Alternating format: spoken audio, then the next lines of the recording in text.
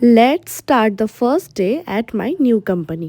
ভোর 6টায় ঠান্ডার মধ্যে কাঁপতে কাঁপতে স্নান করে রেডি হয়ে নিয়েছিলাম। কিছু মেকআপ করতে ভালো লাগছে না বলে শুধু কম্প্যাক্ট আর লিপস্টিকটা লাগিয়ে কোনো মতে রেডি হয়ে বেরিয়ে পড়ছিলাম। আর বেরোনোর আগে অ্যাজ ইউজুয়াল বাবার তো এই দায়িত্বগুলো থাকেই, মানে সব জায়গাতে আমি বেরোনোর আগে বাবাই আমাকে সবটা গুছিয়ে দেয় বেশিরভাগটা। আর সকালে উঠে কি খাবো না খাবো আর কি টিফিন নিয়ে যাবো সেই ডিপার্টমেন্টটা থাকে মার। আমি শুলেসটা প্রপারলি বাঁধতে পারি না বলে এখনো আমার বাবাই বেঁধে দেয়। তো এখন বাজে প্রায় 7:30 মতন, আমি বেরিয়ে গেছি অফিস যাব বলে। ট্রেন ধরার পরেই নিজের মনের মতন একটা গান চালিয়ে বসে পড়েছিলাম জানলার ধারে। তারপরে ট্রেন থেকে নেমে অটো ধরে সোজা চলে আসছিলাম নিজের অফিসের দিকে। হ্যাঁ, আমার জীবনে এই প্রথম যেটা কিনা আমি অফিসের জন্য ডেইলি জার্নি করছি।